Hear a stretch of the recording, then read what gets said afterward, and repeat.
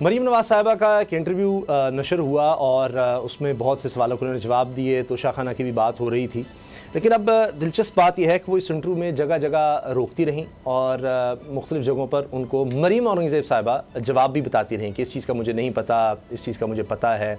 और ख़ास तौर पर उनसे गाड़ी का पूछा गया कि जी आपने गाड़ी एक ली और फिर वो बेच दी तकरीबन 2 करोड़ प्रॉफिट पर, और वो कहती हैं जी मुझे तो उसका पता ही नहीं है कहाँ लिखा हुआ है। और फिर बताया गया मंसूर अली खान साहब ने कि जी वो आपने ख़ुद JIT में लिख कर दिया हुआ है।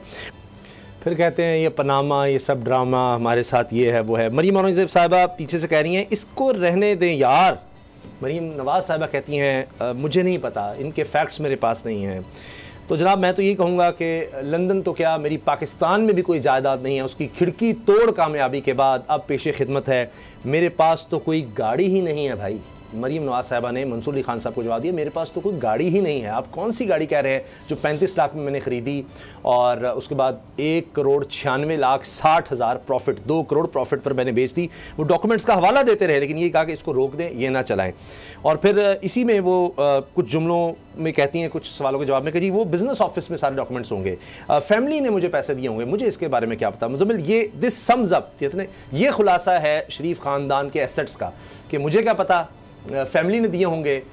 इनसे पूछे तो कहेंगे भाइयों से आ गए मुझे कर्ज, और भाई फॉरेन नेशनल है, आप उनसे पूछ नहीं सकते। मियाँ साहब से पूछे तो वो कहते हैं मेरे तो है ही कुछ नहीं, मेरी औलाद का है। औलाद से पूछे तो वो कहते हैं कि जी सब कुछ हमें दादा से आ गया था। तो किसी को कुछ नहीं पता कि कहाँ से इतनी दौलत आ जाती है। और जो लिख कर दिए हुए हैं, अपने रिटर्न्स में दिखाया हुआ है, उसको भी ये डिनाई कर रहे हैं कि जी हमें क्या पता। देखिए मंसूर साहब का भी इसमें आर्गूमेंट यही था, और जो लॉ है वो भी यही है कि तोशा खाना से आप बाकी तो एक फ़िक्स पेमेंट देकर गिफ्ट रख सकते हैं, लेकिन गाड़ी रख ही नहीं सकते बेसिकली, क्योंकि उसके लिए कैबिनेट की अप्रूवल चाहिए होती है। यही वो केस था जो जरदारी साहब पे और नवाज़ शरीफ साहब पे चला था, क्योंकि गाड़ियाँ रखना जो है वो तोशा खाना के उस वक्त के लॉज के मुताबिक इलीगल था। मंसूर साहब ने भी यही बात की, तो उस पर वो चैलेंज कर रहे थे, जिसका ऑब्वियसली मरीम साहिबा ने कोई ख़ास जवाब नहीं दिया, कोई क्लैरिटी उनकी दिखाई नहीं दे रही थी। और जिस तरह से मरीम औरंगज़ेब साहिबा इंट्रूड कर रही थी, मुझे वो इंटरव्यू याद आ गया नवाज़ शरीफ साहब का, जो कि तलत हुसैन साहब कर रहे थे, वो वज़ीर आज़म थे। तो एहसन इकबाल साहब वो रुकवाना चाह रहे थे पीछे से कि आप ऐसे सवाल मत करें, और तलत साहब ने फिर रिएक्ट किया कि आप प्लीज़ मुझे काटें ना बात बीच में। तो यही है कि इस सारी लीक के ऊपर भी अब खासी उंगलियाँ उठेंगी, और ऑब्वियसली लग नहीं रहा कि ये डेलिब्रेट है। और इस पर भी ताज्जुब है कि या तो ये चलता इंटरव्यू के अंदर, और अगर नहीं चला तो फिर अब कैसे मंजर आम पर आया, इस पर भी सवाल है।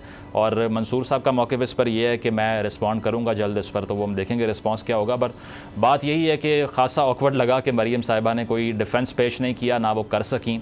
हालांकि जिस तरह की सियासतदानों की गेमिक्स होती हैं तो वो कवर अप तो बड़ा अच्छा करते हैं इन चीज़ों को, लेकिन जो उनका जवाब रहा कन्विंसिंग बिल्कुल नहीं था। ये कह देना कि मुझे इल्म नहीं है इस बात का या मुझे नहीं पता, और वो आगे से सफदर साहब के टैक्स रिटर्न्स कोट कर रहे हैं कि उसमें गाड़ी शो की हुई है, तो उसको भी वो डिनाई कर रही हैं। तो ऑब्वियसली इससे साबित ये हुआ कि उनके पास कोई डिफेंस नहीं था इस चीज़ का, और she was looking very uncomfortable on the screen. खास तौर पे JIT में जो कुछ लिख कर दे चुके हैं या जो रिकॉर्ड का हिस्सा है, मुसलसल चीज़ दिखाते रहे, आज वो डिनाई कर रही हैं।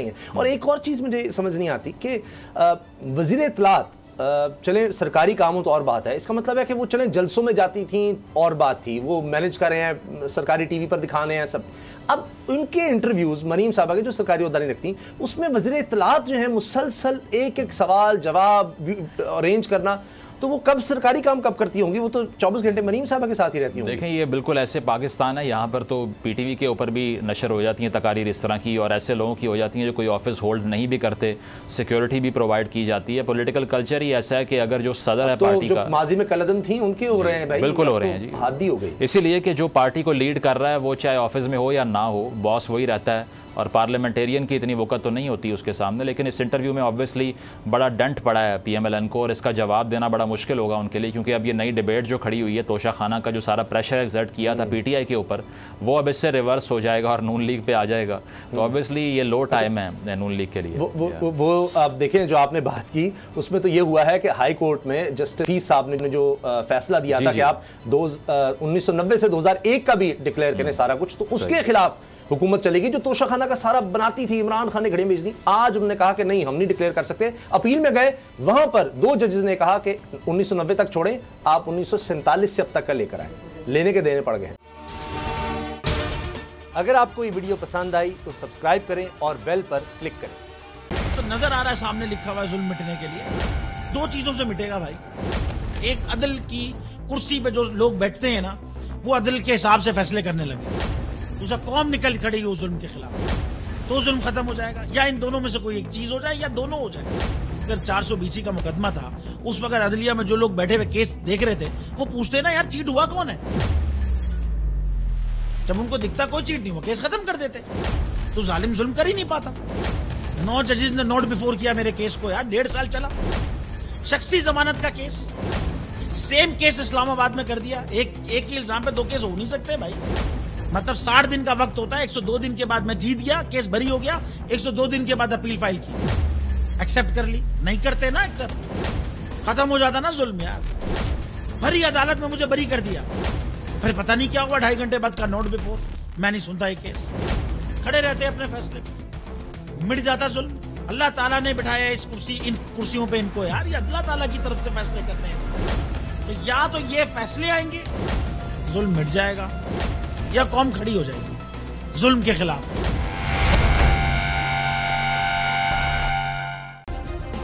सब्सक्राइब करें और बेल दबाएं ताकि कोई खबर रह न जाए।